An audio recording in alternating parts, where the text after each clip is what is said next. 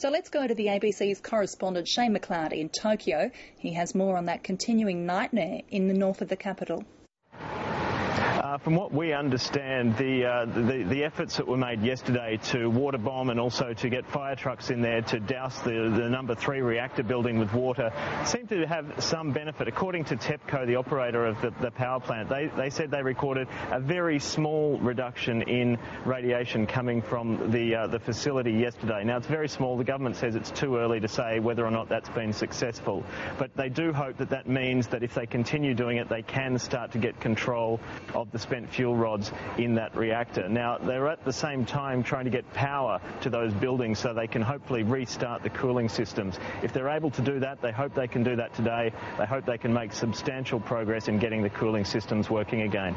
So, Shane, on the face of it, it appears this is good news. What's the mood like in Tokyo? Well, things are a little bit grim, I guess you'd say. I mean, across Tokyo, we've had blackouts. They're happening right across the country. People have had to really dial down their energy use because, of course, the problem with the nuclear power facilities has taken a massive amount of generating capacity out of the grid. And people are concerned about what's going to happen with the radiation emissions from the facility. It's not far from Tokyo. It could quite easily blow in this direction. People are a bit concerned about what that means for them. And this is a region with a population of about 35 million people. So it's not going to be an easy thing to evacuate a city like Tokyo. And of course, there's a massive tsunami clean-up effort underway. I imagine very trying times for locals.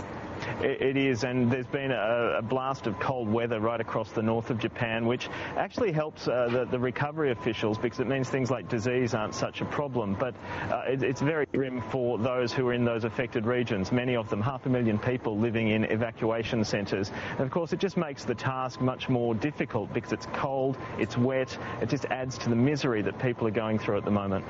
Shane McLeod in Tokyo, thank you. Thank you.